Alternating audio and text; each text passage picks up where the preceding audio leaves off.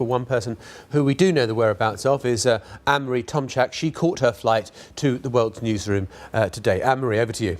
That's right, John. The World's Newsroom is where you'll find me. As to the whereabouts of Mr. Snowden, we're still very much asking lots of questions about it, and it really depends on where in the world you look at this whole story unfold. And today we just want to tease out some of that. I'm joined by Lili from the Chinese service, and Famil from the BBC Russian service, and Vladimir from BBC Mundo.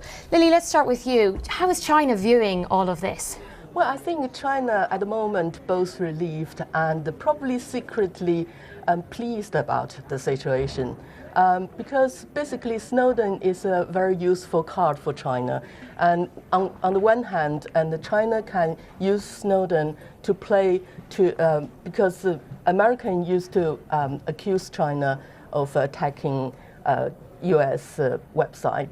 And now, because the revelation that Snowden has done, and then China can use Snowden as a card to try to change the opinion of the world and say, now, look, where are the victims?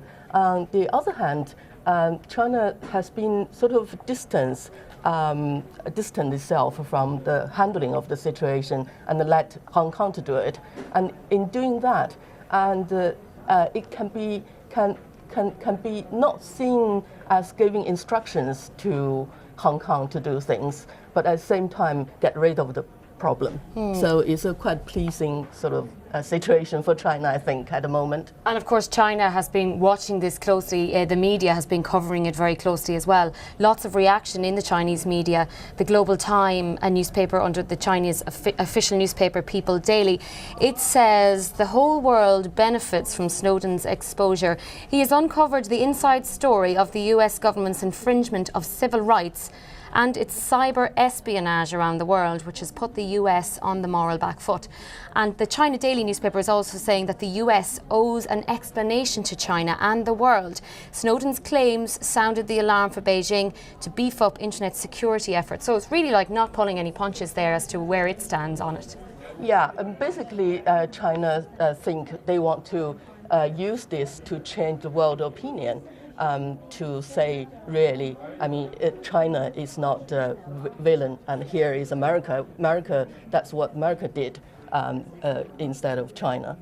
They want to change this. Famil, speaking of villains or goodies and baddies, I mean, it really depends where you're watching this unfold. Where does Russia lie in all of this? Because presumably Russia has played some part, or is that too speculative?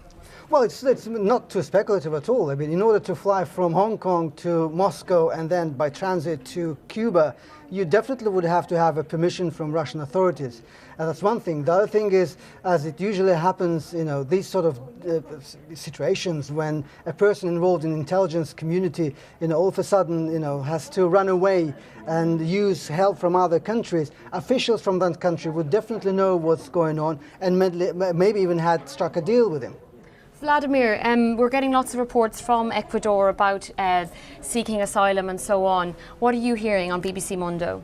Well, there's probably a lot of curiosity towards why would Edward Snowden choose Ecuador as a country where he would stay, but now Ecuador has also become some sort of a safe haven for whistleblowers all around the world. It's already Julian Assange is in the Ecuadorian embassy here in London, and now Snowden is reported to be going to Ecuador as well. So what is Ecuador offering? All around Latin America, probably that's the main question, if actually that he is going to end up in Ecuador, and why choose Ecuador? Well, thank you all very much for joining me. You can get lots more from us on the BBC website, bbc.com/news, and I'm on Twitter @AM Tomchak. Okay, Anne-Marie, thank you very much indeed. Thank you.